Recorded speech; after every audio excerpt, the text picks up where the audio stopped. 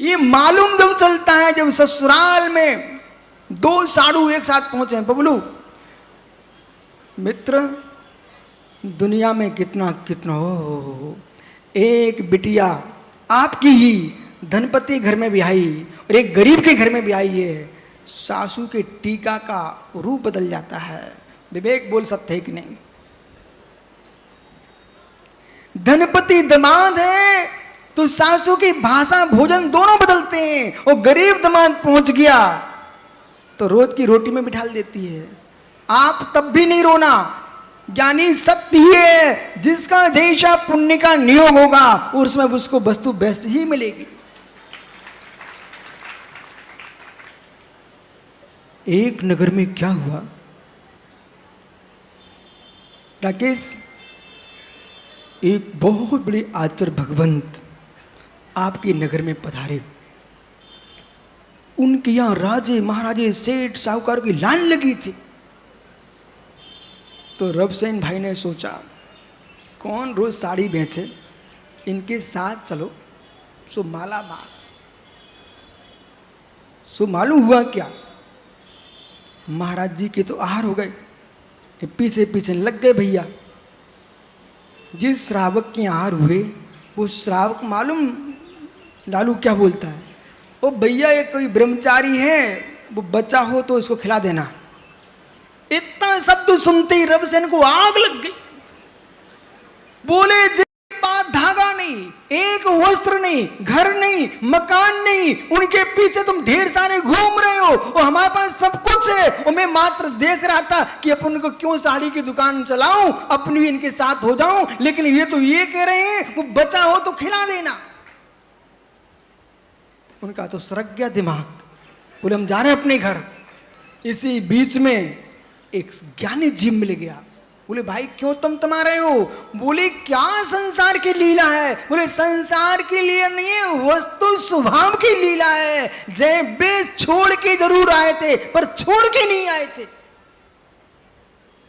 जिनके सामने भीड़ लगी दिख रही है वे छोड़ के आए थे, छोड़ के नहीं आए थे। तुम छोड़ के जरूर आए पर छोड़ के नहीं आए हो। अर्थ निकालो ना। वे छोड़ के आए थे घर को लेकिन पुण्य छोड़ के नहीं आए। तुम छोड़ के आए घर को पर पुण्य छोड़ के नहीं आए हो। जैसा जैसा विधि में होगा वैसी विधि मिलेगी। इसलिए किसी के धन को देख करके आंख से रोना मत, किसी की संपत्ति देखकर रोना मत। मित्र, गौरी तालाब तो बहुत बड़ा भरा हुआ है। गौरी तालाब यानी सुन रहा है कि नहीं माइक वाला भैया? गौरी तालाब भिंडी में बहुत भरा हुआ है, पर बेटा तुम पानी उतनी लेके आ पाओगे जितना तुम्हारा लोटा है। ऐसे ही ये देव सास गुरु धर्म का गौरी तालाब महासरोवर भरा हुआ है, पर तुम लेके उतनी आ पाओगे जितना तुम्हारा पात्र होगा।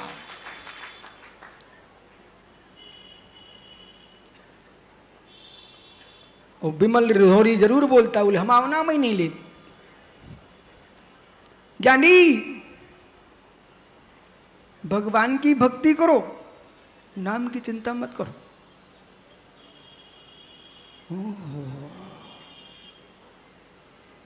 जैसे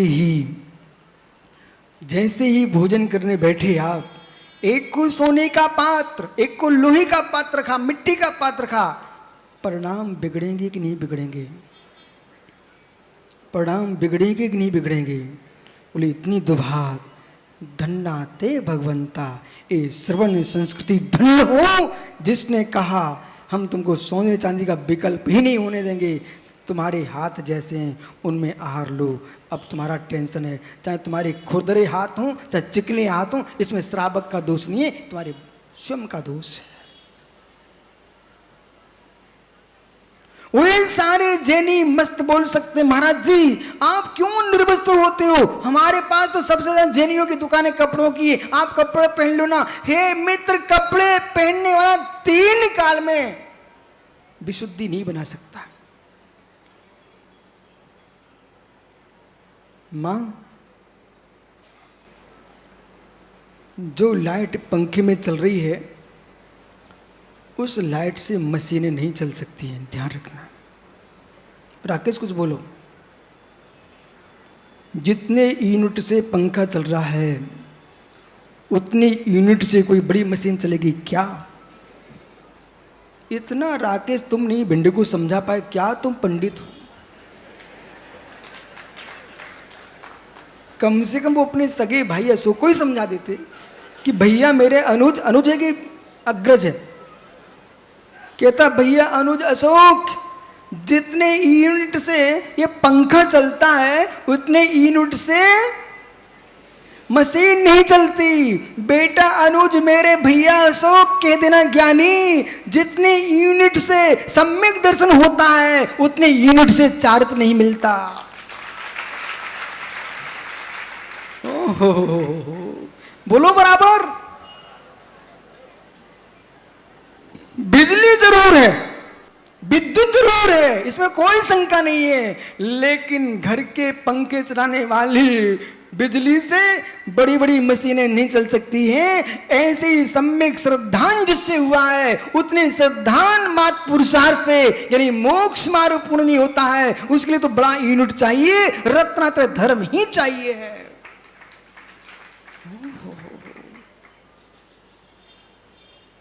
करुणा नियोग से बोलू, करुणा नियोग ही कहेगा हे मुमुक्षु सम्यक के लिए तो इतने से काम चल जाएगा, कसा चतुष्क का अभाव कर लो। अनंत अनुबंधी क्रोध मान माया के यानी छह उपशम से सम्यक मिल जाएगा,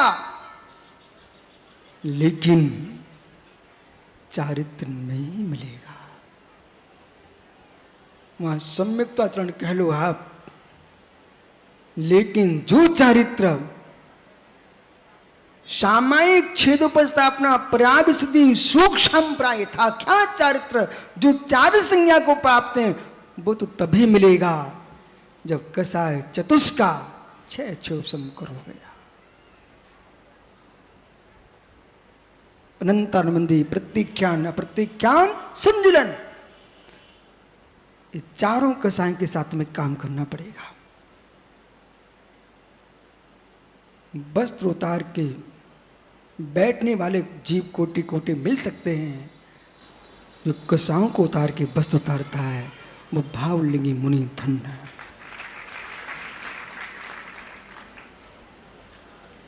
जिनके सुख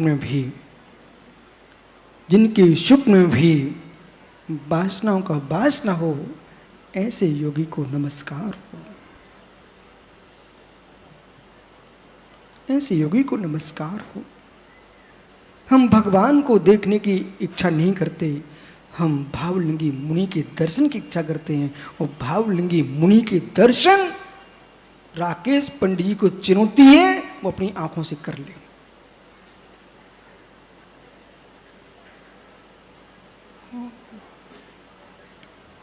माताओं घबराना मत, मैं राकेश को डांट नहीं रहा हूं, नहीं तुम लोग उल्टे सीधे सोचो कि डांट रहे हैं। भूदेव भवदेव की कथा सुनी होगी, अपने मित्र को कैसे संभालना पड़ता। मैं सच्चे मित्र की मित्रता का निर्वाह कर रहा हूं। राकेश भैया सुनो, यदि आपने मुझे भक्तंबर पाठ में बिठाया था तो मैं चाहता हूं तुझे आलोचना पाठ में नहीं प्रतिगण पाठ में बिठा दूं।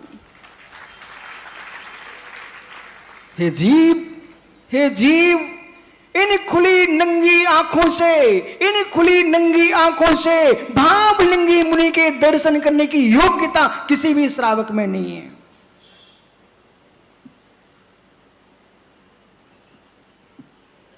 कोई कुछ बोलते ही नहीं है, क्या बात है?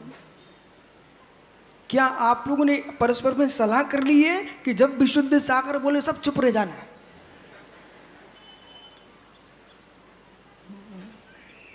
सुरेश गदिया मित्र तू ही बोल दे भीलवाड़ा। हे मित्र ध्यान दो, ओ ज्ञानी हैदराबाद पंडित, खुली नंगी आंखों से ब्रह्मांड में ऐसा कोई भी श्रावक नहीं है जगत में, चाहे विदेश क्षेत्र का हो, चाहे भरत क्षेत्र का हो, चाहे ऐरावत क्षेत्र का हो, जो अपनी आंखों से दिगंबर मुनि के भावलिंग के दर्शन कर सके। अब इनको समझ में आया थोड़ी देर से। ज्ञानियों, भावलिंगी मुनि के दर्शन वही कर सकता है व्यापी व्यापक भाव से, अंतर्व्यापी व्यापक भाव से, जो वीतरागी भावलिंगी मुनि बनेगा। तो मुनि पर्याय के दर्शन करते हो, आप सब मुनि पर्याय के दर्शन करते हो।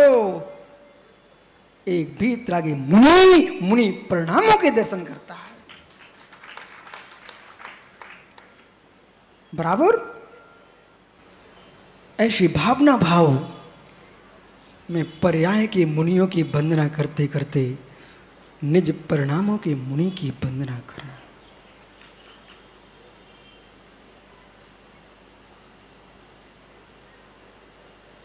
बर्तनों में भोजन करने से रागद्वेष होता है। पानी पात्र, कितने सुंदर वस्त्र होंगे, मन में मलिनता राजू आती है।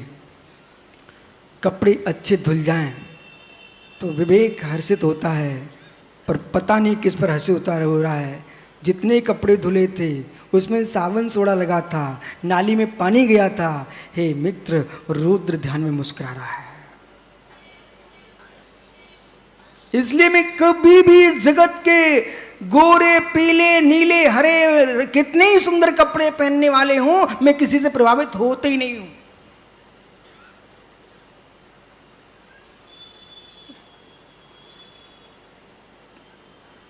बुरा तो नहीं लगेगा?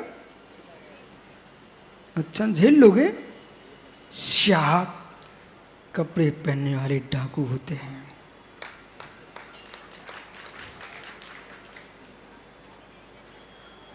मैंने पहले ही कह दिया, बुरा मत मानना।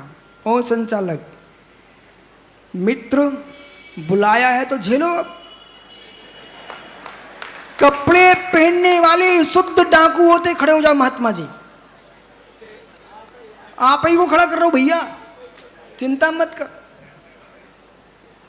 हे मित्र, एक वीतरागी जिनलिंगधारी मुनि है, उसके मन में कहीं विकार आ गया तो मित्र कहाँ छुपाएंगे? सारी दुनिया के सामने। ओहो, धन उन भावों को गदिया, धन उन भावों को, जो 17 वर्ष का बालक भी एक दिन के भाव रखता हो, उसका नाम दिगंबर मुनि है।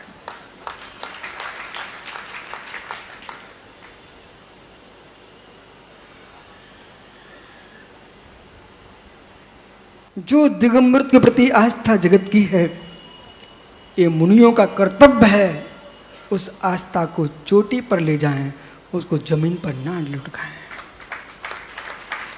हे मित्र, मुझे आपका नाम मालूम नहीं है, क्या नाम है भैया? हैं? ओहो हो, मतलब तुमको मोटे पप्पू में इतना राग चढ़ चुका है कि मेरे मुख से भी तुम मोटे पप्पू बुलवाना चाह रहा है।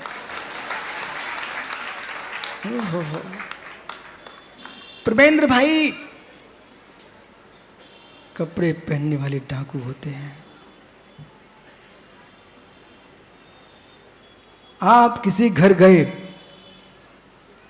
वर्धमान के घर की भी क्यों ना चले जाओ, मित्र तुमको बोलना पड़ेगा, भैया देखना हम जा रहे हैं, क्योंकि आज के बच्चों की जेबें इतनी बड़ी बड़ी हैं कि पूरी गृहस्थी भर ला है। फिर तो दुनिया के लोग घबराते वो भिंड वाले हैं। ज्ञानी समझो, इन वस्त्रों में तुम कुछ भी छुपा सकते हो ऋषभ, लेकिन यदि प्रवेंद्र के मन में कोई अशुभ भाव आ गया, इसके ज्ञानी सारे अशुभ भाव इन वस्त्रों में छुपा लेगा। हे ज्ञानी, तो अपनी वासनाओं को छुपाए, समाप्त नहीं किए डाका है। और दिगंबर मुनि इतना सहज होता है, यानी कहीं भी चले जाओ, यानी जे भी नहीं है। अब विश्वास किस बात का? विश्वास टूटता थैलों वारों पर,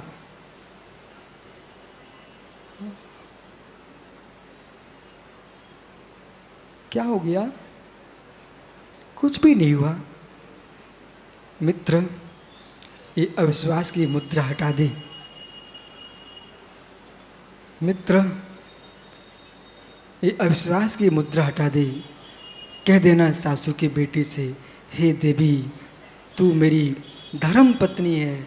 आज मैं अविश्वास की मुद्रा हटा करके विश्वास की मुद्रा की ओर जा रहा हूं।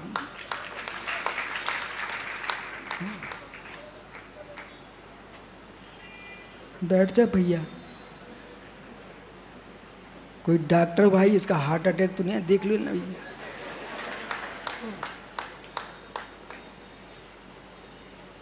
वस्त्रों के मलिन होने पर चित्त मलिन होता है। विश्वास करो, ये मत कहना ये पर वस्तु है। पंडित जी, ये पर वस्तु है। आत्मा का ध्यान तो आत्मस्थ है, आपको बोध होना चाहिए। क्या इस सभा में, भरी सभा में कोई एक भी किसान नहीं है क्या? यदि किसान कोई हो तो भैया खड़ा हो जा, काम है तेरे से मेरे लिए। कोई भी किसान नहीं है। ऋषभ बाड़ूकर तू ही खड़ा हो जा, तू रेती बगिया में खेती हो रही ना। अरे किसान, अरे किसान भाई, ये तो बोल, चाहे लौकी की लता हो, बेल, चाहे कद्दू की बेल हो, ज्ञानियों, चाहे तुरैया की बेल हो, जो भी बेलें होती हैं वो कैसे चलती हैं? ज्ञानी, जितनी लताएं होती हैं वो पर के सहारे चलती है। ज्ञानी लताएं नियम से दूसरे का आश्रय लेती हैं। बोले सत्य है कि नहीं? राकेश पंडित से पूछना है, तुम्हारे रिश्तेदार हैं। लताएं जो होती हैं, बेलें होती हैं, संजय पर के आश्रय, स्तंभ जहां होता वहां चढ़ जाती बेल। और यानी जमीन के अंदर बीज डाला है, तुम्हारी छत पर बेल पहुंच जाती है। सत्य है कि नहीं? जैसे ज्ञानियों बेल जो होती है, लता, वो पर के आश्रय से चलती है, ऐसे ही ज्ञानी राग पर के आश्रय से चलता है। आश्रय नहीं मिलेगा तो बेल नहीं बढ़ेगी, वो आश्रय नहीं मिलेगा तो राग नहीं बढ़ेगा। इसलिए जो यूं कह रहे हैं कि राकेश कहता, महाराज जी आप तो द्रव्य के मुनि बने, हम तो भावों के मुनि हैं। आपने कपड़े उतार दिए, हम तो भीतर से मुनि हैं। उस ज्ञानी से कहना, हे मित्र, तू बेल को देख, बिना लता राग आश्रय के बढ़ती नहीं है, और बिना परवस्तु के राग बढ़ता नहीं है। इसलिए परवस्तु के त्याग की आगम में बात की है। समय सार में कुंद कुंद देव लिख रहे हैं, परवस्तु परिग्रह नहीं होती है।